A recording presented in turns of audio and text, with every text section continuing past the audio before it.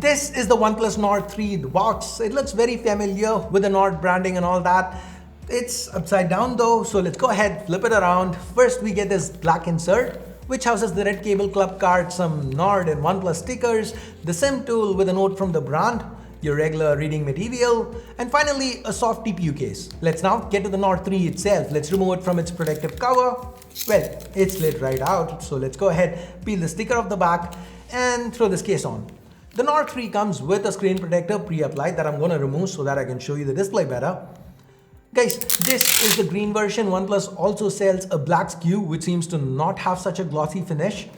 Digging further into the box, we have a red Type A to Type C cable, and finally there's this 80 watt SuperVOOC charger, which OnePlus says can help you get that 5000 mAh battery on the inside. Yeah, the battery capacity, it's gone up to 5000, so 500 mAh more from the Nord 2, Nord 2T. So the claim here is that you can charge this 5000 mAh battery from 0 to 60 in just 15 minutes.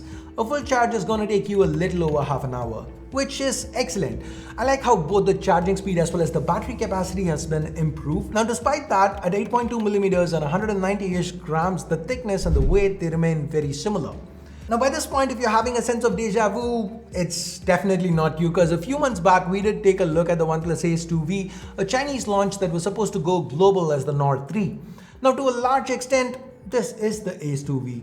However, there are a couple of very important changes that OnePlus has made. But before we take a look at that, my name's Ash, you're watching C4E Tech. If you do end up liking what you see here, a like would just be excellent. Now, just like with its predecessors, the Nord 3 also sports a plastic frame with a glass back. Gorilla Glass 5 to be precise.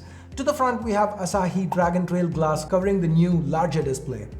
Now, though the display size has changed, on paper the phone hasn't gotten a whole lot bigger. The Nord 3 is just 3mm taller and about 2mm wider than its predecessor. Now this might not seem like much, but when you actually hold the phone in hand, it feels very different. Now this is largely due to the display being flat and the back not curving inwards anymore. So this phone, it's got a very boxy feel to it, and that's not really my cup of tea. But at the end of the day, this is personal preference, so what is a con to me might be a pro to you. Beat it up, this time around OnePlus is offering an IP54 rating, meaning this phone should be fine in, say, a slight drizzle. Now let me quickly walk you through the placements. As mentioned earlier, the sides are plastic. Now to the left, we've got the volume keys. The secondary speaker and microphone alongside an IR plaster are present up top. To the right, we have the power button and the alert slider. Welcome back. To the bottom, we have the primary speaker and microphone, USB Type-C port 2.0 sadly, and the SIM tray. This can take 2 nano SIMs, no microSD, and as you've seen, no headphone jack either. That said, we do have support for Dolby Atmos and high-res audio. The stereo speakers sound nice, which coupled with a 6.74-inch larger screen should make for a good media viewing experience. Now the display itself seems to be another highlight for this phone. OnePlus have upgraded almost every aspect of this panel since the 2T. This time we get a larger 10-bit Fluid AMOLED panel with a higher resolution, higher refresh rate, and a higher brightness peak. So the resolution, it's gone up to 1.5K, making for a sharper 450 pixels per inch pixel density. The refresh rate, that's been up to 120 Hz, so definitely a whole lot smoother. It's also worth noting that when left on auto, the refresh can drop down to as low as 40 Hz to conserve battery. The peak brightness, that's also been increased. The Nord 3 can now go all the way up to 1450 nits, meaning it should be easier to use this phone outdoors on a sunny day compared to its predecessors. Now there is also support for HDR10+, which I checked works with both Amazon Prime and Netflix. Now underneath this display, you find an optical fingerprint reader that works just fine. The other mode of biometrics is face unlock via the 16-megapixel selfie camera up front. Selfies themselves turned out good. The skin tones, they're captured quite naturally, and these images you're seeing, they were shot under the harsh midday sun. Just notice how much of the blue skies have still been retained. The dynamic range seems really good, at least those were my initial impressions. Now the absolute highlight of this phone has got to be the chip on the inside. The Nord 3, it's powered by Mediatek's Dimensity 9000 SoC. This chip is paired with 8 or 16 gigs of LPDDR5X RAM and 128 or 256 gigs of UFS 3.1 storage. Now this is one area where I feel the Nord's kinda leveled up.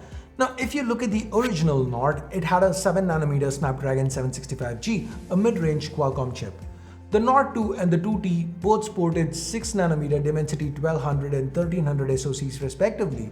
Now these were all excellent chips, but most definitely mid-range.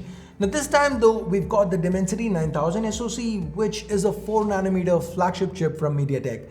Yeah, last gen flagship, but still flagship nonetheless. It's an excellent performer. It posts high synthetic bench scores. Here's a comparison with the 8 Gen 1 to give you some perspective. Now guys, as I was writing this video, I was also prepping for a short. That's when I noticed the Nord 3 does throttle a fair bit when pushed. This is something we've seen earlier with the Ace 2V as well. On 3D Mark Wildlife Extreme, you can see the performance being cut by half when the GPU is pushed continuously for about 20 minutes. Now this phone did also run warm with the back temperatures hitting about 47 degrees. Of course, I'm gonna have to test it more before I draw solid conclusions. For now, despite games running really well on the Nord 3, I don't think I'd be recommending it for someone looking to buy a phone with gaming being their top priority. Anyways, moving on, the regular user experience was very good. This phone runs on Oxygen OS 13.1 built atop Android 13. OnePlus claims that with the 16GB RAM SKU, you should be able to keep up to 40 apps in memory, which is pretty impressive. On the update side of things, 3 years of Android version updates, 4 years of security patches. Now that's the commitment OnePlus is giving for this phone, which seems fair for the price. It's also worth noting that there's very little bloat on this, with just a couple of apps like Amazon Prime and Netflix preloaded. As far as ColorOS 13.1 goes, there's not really much that we've not already seen. You do get an improved Zen mode in the form of a new Zen Space app. Now here you get to choose between Light and Deep Zen. Light Zen is a mode where you can set a few apps to still remain accessible, but turn the rest off to ward off distractions. Deep Zen is your regular old Zen mode where you stop everything but emergency calls.